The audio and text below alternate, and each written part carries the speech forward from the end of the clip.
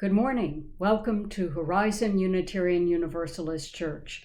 I'm Ruth Trudeau, here to serve as worship associate and to welcome you, all of you, couples, singles, and families, all of you, straight, lesbian, gay, bisexual, transgender, and queer, you, the seekers and believers and doubters, all of you, the thinkers and doers and dreamers of hope, you, the teachers and students of diversity and inclusion. More information about our faith and our church can be found on our website, horizonuu.org. I'd like to invite you to join us for virtual coffee hour this morning, and you can find the link on the website, horizonuu.org. We'll have time to check in with one another and to reflect on today's message. Our worship leader for today is Reverend Dr. Lissa Jenkins. Reverend Jenkins is affiliated with the UU Fellowship in Tyler, Texas, where she preaches on the second Sunday of each month. Prior to ministry, Lissa worked for several decades in community and economic development in North Texas, and she said her ministry was formed in 2012 during her internship at Horizon. We're delighted to welcome her return to our community this morning.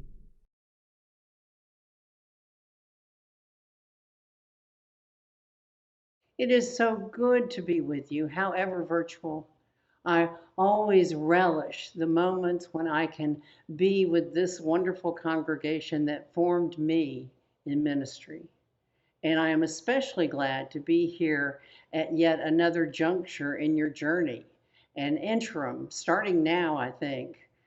I am so glad to be here to encourage you, to wish you all the best, and to remind you how much you have achieved, how many lives you have changed, how important you are in our Unitarian Universalist movement. So let us begin our entry into sacred time with a reading called Grounding in Our Faith by the Reverend Alice Anicheka Nazman, minister of the Unitarian Church of Marlborough and Hudson in Massachusetts. She says, in a time of uncertainty when everything around us is changing constantly each day, new developments, rising numbers, changing guidelines, when the world we live in suddenly seems upside down and topsy-turvy, we light our chalice to remind ourselves of our grounding in our faith. We remember that the flaming chalice came into being as a beacon of hope during World War II, a secret symbol that offered help. In the midst of it all, we wrap ourselves in the warm light of a familiar flame, a reminder of the strength that emerges when we come together in community.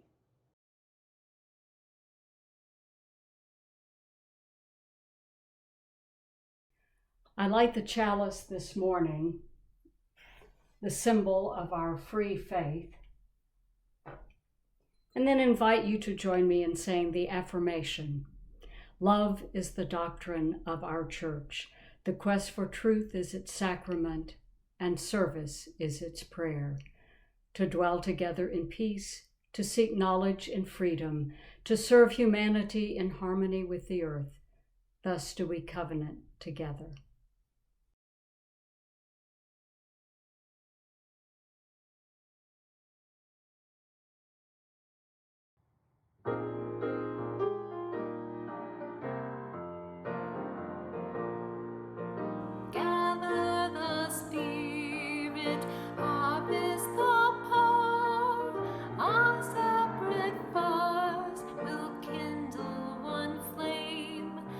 Witness the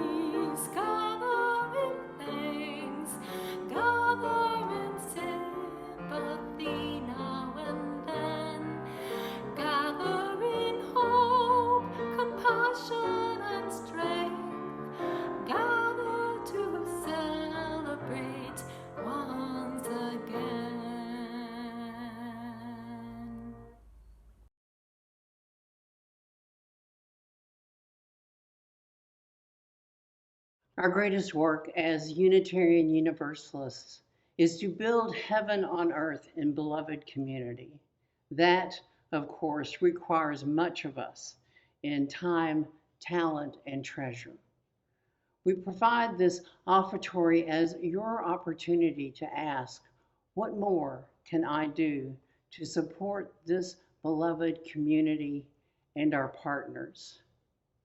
More specifically, what is mine to do right now, knowing that we are finite beings in very particular situations that shape our opportunities and choices, and yet we must participate. MetroCrest is a longtime partner engaged in meeting the most basic needs in this area, needs that have always been great but have exploded during the pandemic that reared its ugly head once again. They provide food, clothes, emergency financial aid, senior services ranging from meals to rides and home repairs, employment counseling, and so much more. Some say these kinds of services are not really social justice work. That is not true. These services are triage and matter as much as any other effort to create a more just and loving world right here, right now. So food, clothes, money, time, what can you do to support MetroCrest this year?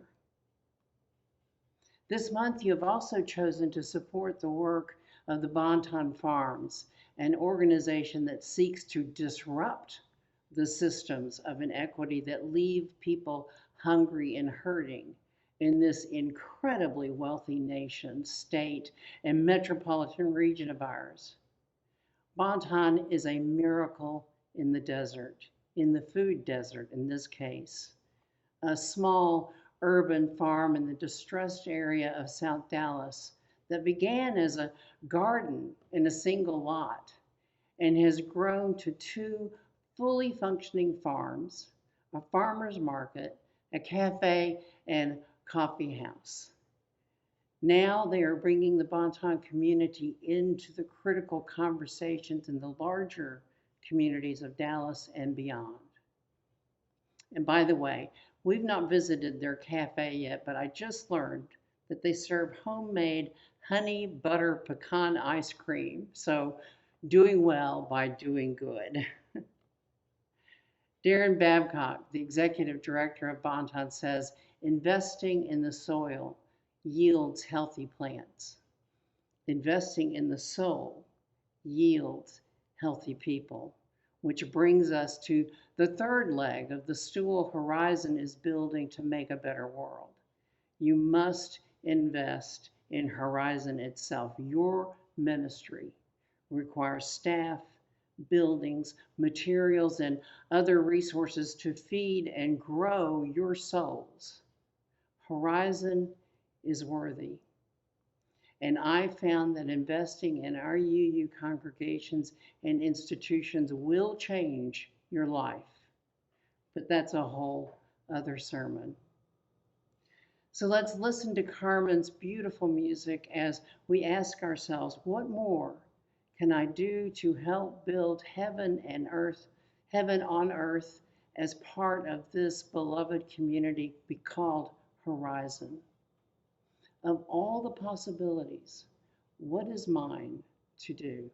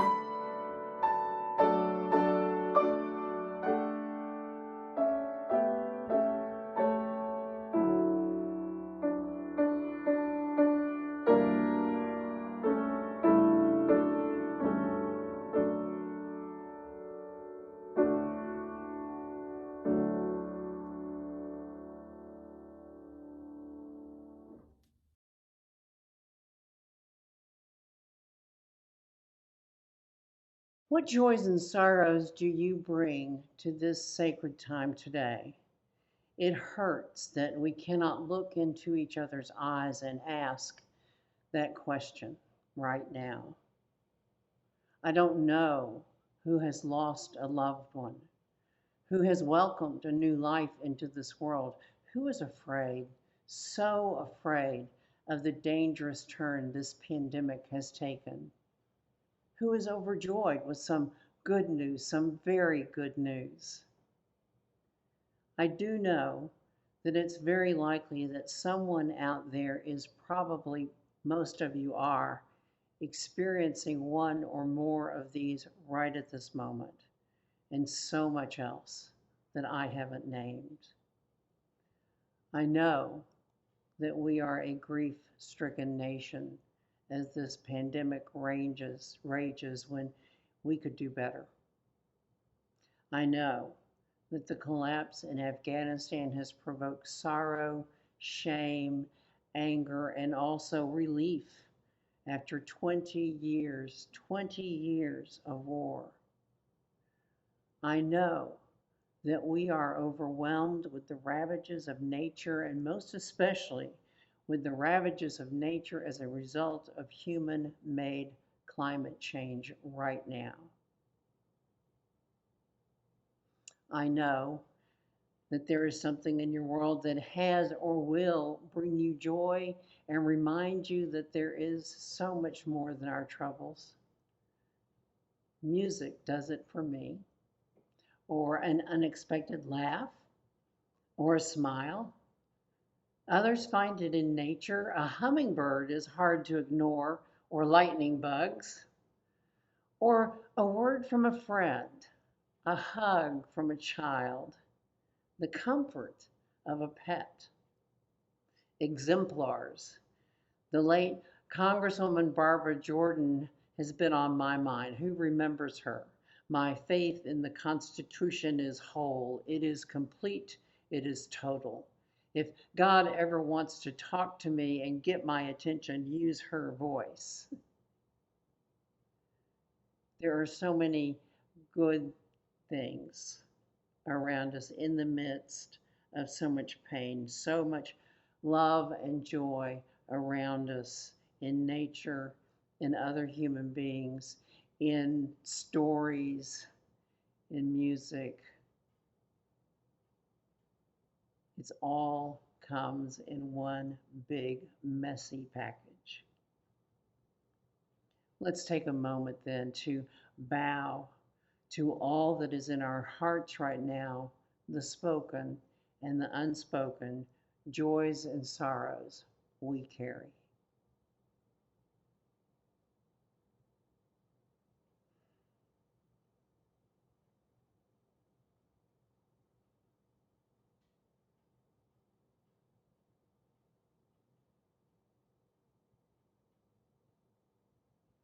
Blessings and prayers for all your joys and sorrows.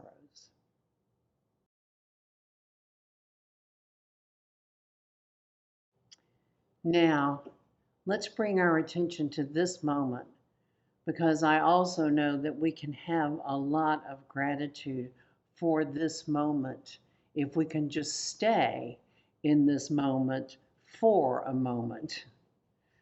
So let's take some time to breathe together. As we breathe, I want you to focus on the exhale, on the release. Let go of anything other than this moment for just a moment. So breathe with me. Breathe in and really let it out.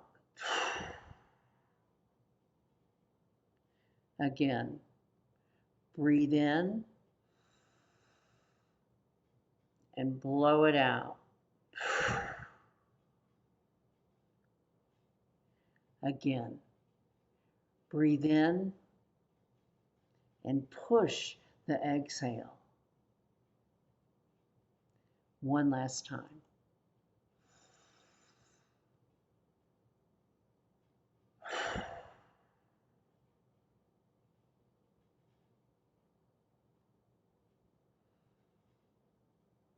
Please join me in prayer.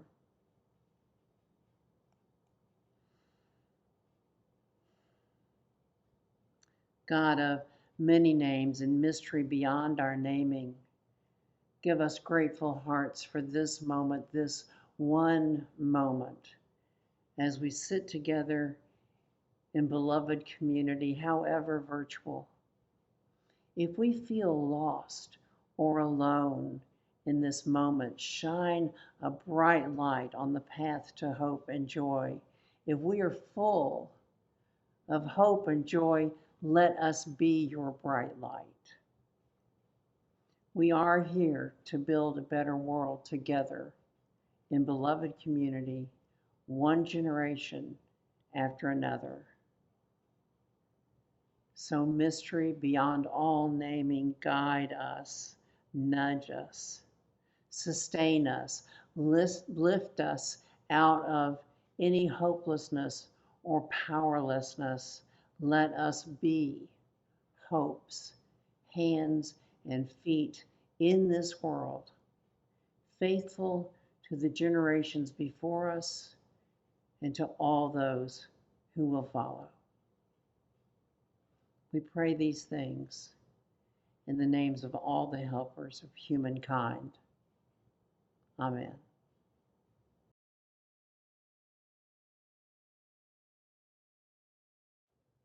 Our reading today is from an advertisement written by a friend of mine, Rex Thompson, when he was trying to sell his boat, Sidekick. It begins. All sagas have a beginning, middle, and end. The beginning. The Thompson family bought Sidekick after deciding to downsize from a 50-foot 1928 patrol boat into something more practical, reliable, and tougher. Before buying Sidekick in 2015, we chartered a Nordic Tugs 32 to determine if such a craft could meet our needs. The vote was unanimous. If there are two words to describe an older Nordic Tugs 32, they are tough and practical. Sidekick had been sitting dockside in Anacortes, Washington for 4 years because of paperwork problems. It took a lawyer 6 months to get Sidekick her new Coast Guard registration. Then a careful going over, a new bottom job, and we took moorage in Everett, Washington, where we cruised Sidekick through the San Juans, Canadian Gulf Islands, and Desolation Sound. After a couple of years, my wife Rosalind had satisfied her curiosity. We put Sidekick up for sale in the spring of 2017 and got an offer in about 2 weeks, which, with some sadness, we decided to take. After fooling around with the buyer for a couple of months, we unwound that contract, and I decided instead to take Sidekick to Alaska just for the adventure of it. The middle. The trip from Everett to Juneau took about 3 years. We wintered over in Prince Rupert, 2017, Ketchikan, 2018, and then in a Juneau boathouse we bought in 2019. Over the course of the trip, my boys and I have seen the entire British Columbia coast and southeast Alaska, from jumping porpoises to fluking whales to bear cubs on the beach, from Whirlpool Rapids to Cape Caution to the Dixon entrance, from the misty fjords to Holcomb Bay to Glacier Bay. We've seen rough seas and calm, headwinds, tailwinds, side winds, and no winds. We've toasted kindred spirits in every two-bit town from Buccaneer Bay, British Columbia to Gustavus, Alaska. It was life-changing. We could fill an entire website with pics and videos of all that we've seen. But if you haven't been there, you need to see it off the bow of your own boat. There is no substitute. The end. We had plans for 2020, but COVID took that summer right out from under us. Sidekick has cameras and smart plugs with heaters, so she can be managed from Dallas. She's cozy in her house. But as they say in Texas, we've ridden this horse and it's time to offer Sidekick to someone who yearns for the same experience of off-grid cruising to the fullest. Sidekick is not meant to be a trailer queen, as we say about show cars that never get dirty. That is my friend's advertisement. Some editing, but almost verbatim, for his boat Sidekick, which has since sold, but more about that later.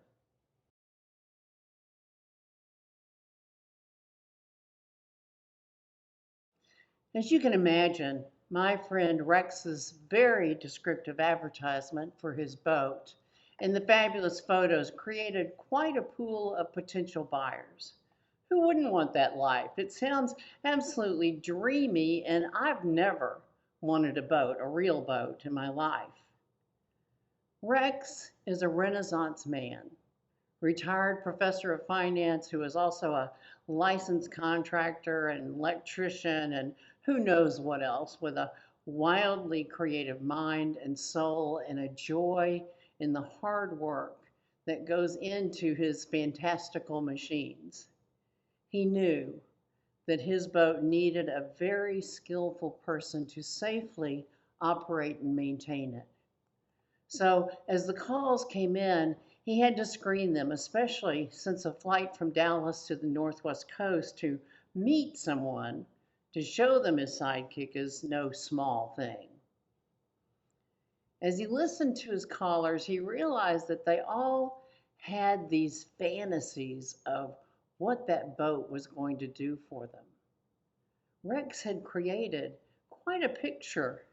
Imagine, over the course of the trip, my boys and I have seen jumping porpoises, fluking whales, bear cubs on the beach. From Whirlpool Rapids to Cape Caution to the Dixon entrance, from the misty fjords to Holcomb Bay and to Glacier Bay, we've seen rough seas and calm, headwinds, tailwinds, side winds, and no wind. We've toasted kindred spirits in every two-bit town. It was life-changing. Well, of course, most people who called hadn't the slightest idea, much less the ability needed to actually own this particular boat, to manage it on the open sea, or even maintain it in dock. It had just captured their imaginations and offered some promise of adventure, maybe a renewed relationship with a distant loved one, or just some peace out in the beautiful waters of the San Juan Islands. I know exactly who these folks are because about the same time I decided I wanted an RV.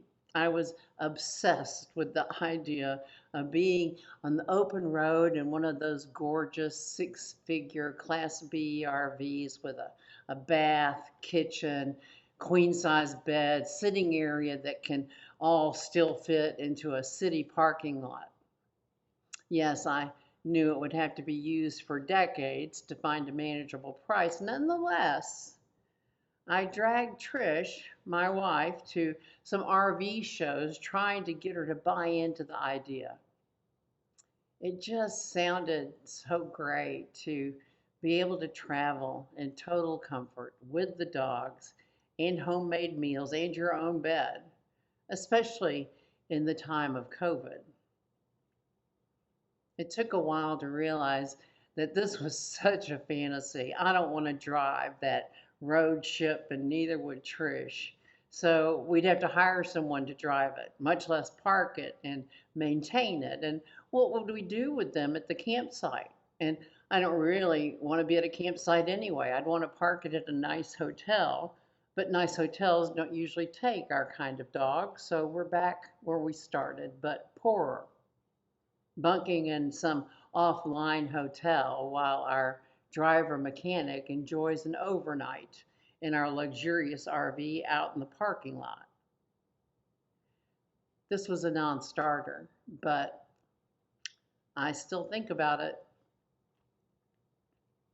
The middle.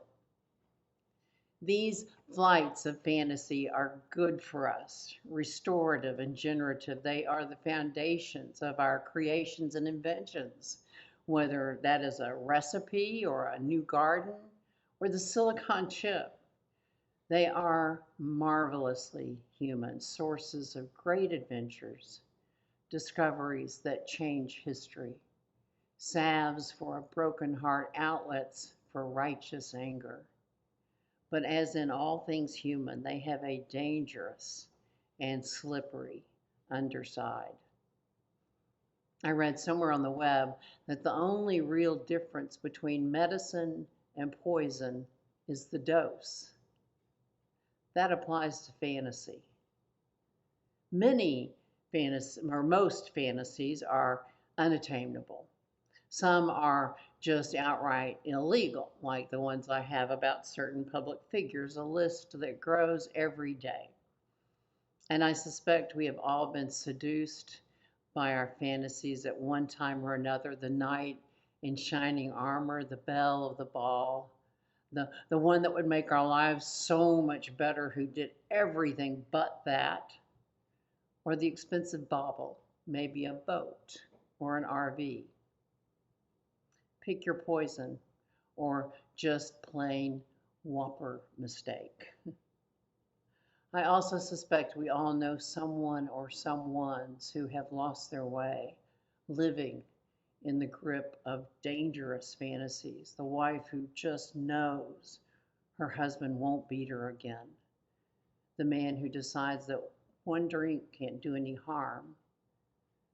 The teenager that only sees the wow of 100 miles per hour on a city street.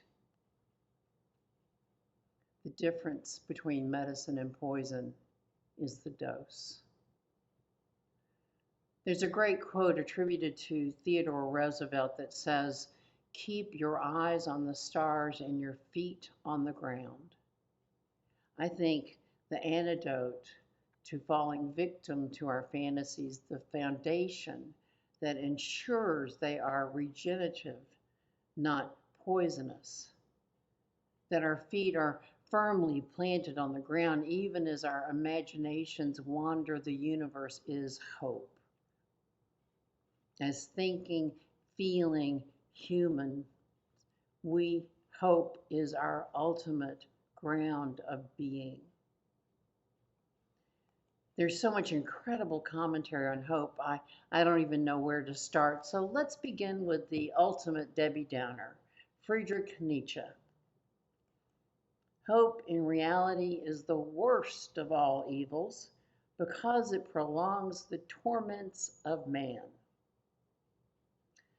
I'm no Nietzsche, and he is one of the great minds in the development of Western thought, but I can tell you that he is not talking about hope. He's talking about credulity, deception, unreality, delusional fantasies, all of which are perversions of hope. Moving from nihilism to mere cynicism, a French author who preceded Nietzsche by about 3 centuries, and whose name I will not attempt to pronounce, wrote, "Hope is the last thing that dies in man, and though it be exceedingly deceitful, yet it is of this good use to us that while we are traveling through life, it conducts us in an easier and more pleasant way to our journey's end." Cynical. I include this quote only for the first words, hope is the last thing that dies in man. That is the beginning of the story of hope in humankind. Cicero, the great public intellectual in the Roman Republic at the beginning of the Common Era, wrote, "While there's life, there's hope. While there's life, there's hope. We could also say, while there's hope, there's life. Now, hopelessness is part of the human experience. Most of us have felt it over some great loss in our lives, often more than once. Marianne Evans, the English writer known by the pen name George Eliot, said, "There is no despair so absolute as that which comes with the first moments of our first great sorrow, when we have not yet known what it is to have suffered and be healed, to have despaired and have recovered hope." Hopelessness is part of the human experience, but for most of us it is temporary. Relentless hopelessness, despair, is treacherous. That is where we are most vulnerable to the underbelly of fantasies, to living in unreality at our own and others' peril. Relentless hopelessness is where souls go to die, literally and figuratively. That kind of despair can be existential, but it is often a result of a systemic chemical imbalance, PTSD, chronic pain, crushing trauma, misinformation and manipulation, or any other number of insults to our well-being.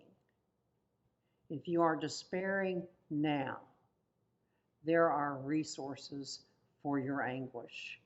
Reach out, please. The end. I said at the beginning of this homily that hope is the very ground of our being. But what is hope exactly? Is it a noun or a verb? I have high hopes for the future. I'm hoping for a better future. I've encountered 3 descriptions that best exemplify hope for me. First, hope is an orientation towards the good. The late Czechoslovakian writer, dissident, president Václav Havel said, "Hope is a state of mind, not of the world."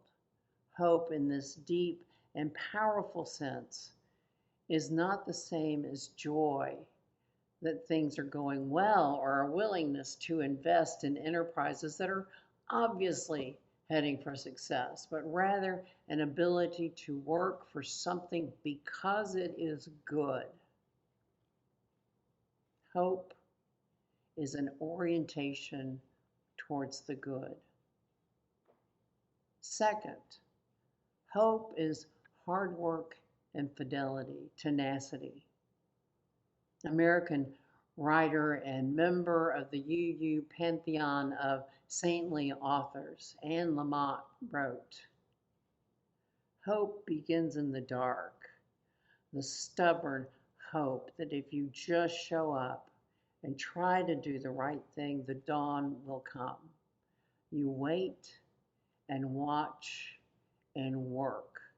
You don't give up." Hope is hard work, fidelity, tenacity. Third, hope is shared. Nobel Prize winner and Holocaust survivor Elie Wiesel tells us that hope is like peace. It is not a gift from God.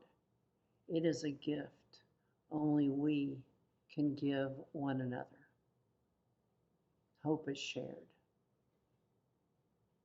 Fantasies, which sometimes become our dreams, are wonderful gifts of being human.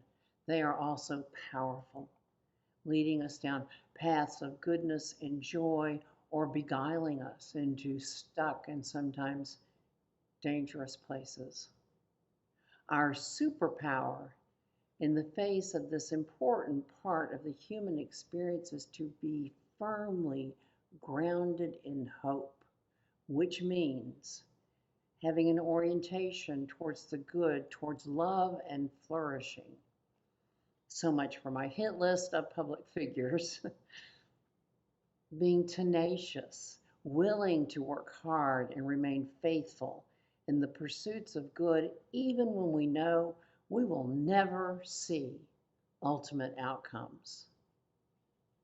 And then sharing our hope with our world, with our families, with this community, co-workers, anyone.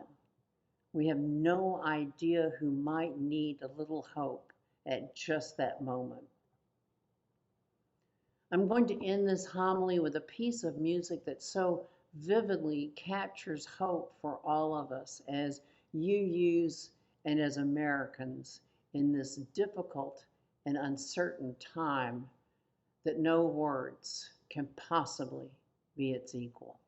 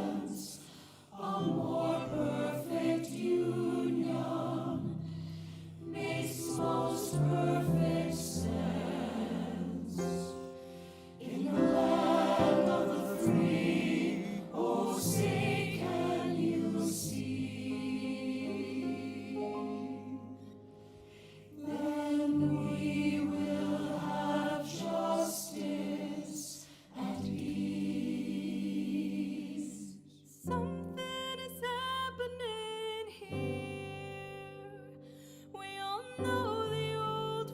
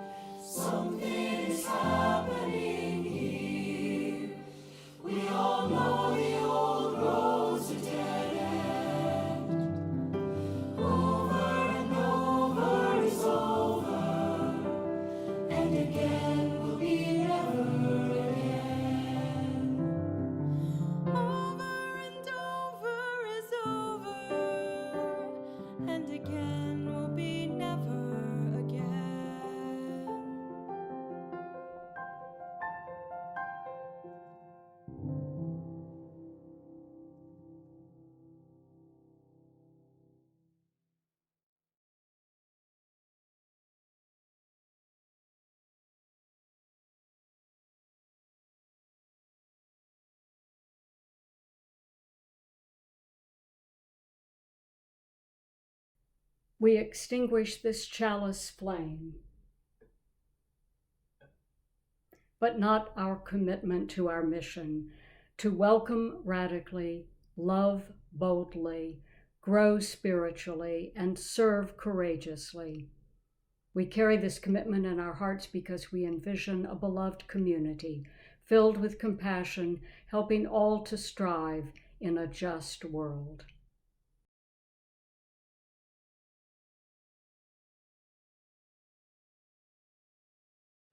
The other ending.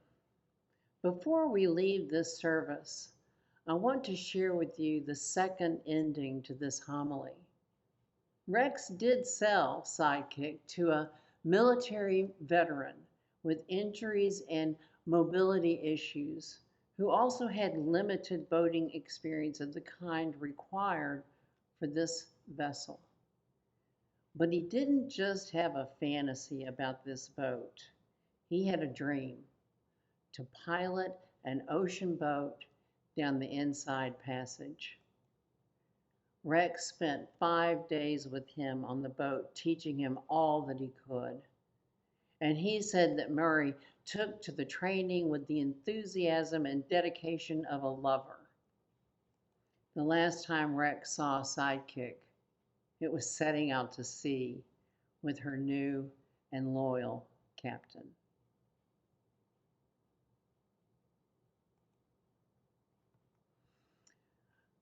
Our religious ancestors captured all of the essential qualities of hope in the flame of the chalice we cherish, wrought in the horrors of the Holocaust and World War II. They fought for the good in a world gone mad. They weren't just tenacious, they were brave, relentlessly hopeful, and they shared their hope with the most hopeless in a time and place of relentless hopelessness. May that flame and their inspiring guide and sustain us for all of our days, and most especially for days like this. Go in peace. Go in love. Go with hope in your hearts and the blessings of our ancestors and this community. Amen and amen.